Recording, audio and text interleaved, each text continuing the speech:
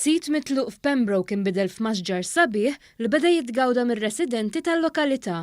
Dan il-Masġar li jinsab bejn tliet widien ifakkar il-25 sena fejn sar b'nefqa ta' 30,000 euro biex ifakkar it-twaqqif tal-Kunsill Lokali.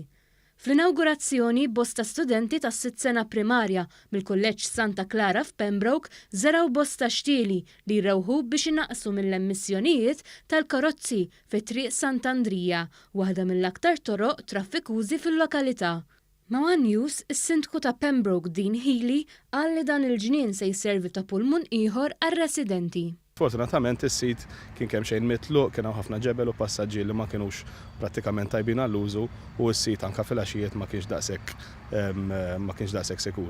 Qal li bl-inizjattiva tal-Kunsill inħolqu passaġġi ġodda biex kemm ir-residenti u dawk li jagħmlu użu mit-trasport pubbliku jkunu jistgħu jgawdu minn dan l-ispazju miftuħ li jġib miegħu sens ta' tranquillità. Ħsibna biex nagħmlu dawn il-passaġġi sabiex naqdu il-Park and Ride ma' St. Andrews Road, prattikament hija żona li kienet iffrekwentata minn diversi persuni li jużaw is-servizz pubbliku.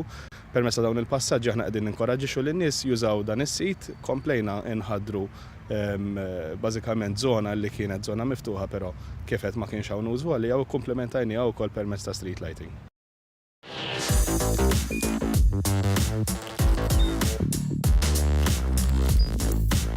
Idħol fuq one.com.mt u hemmhekk tista' tara l-programmi kollha li jxandru fuq One permezz ta' One Play.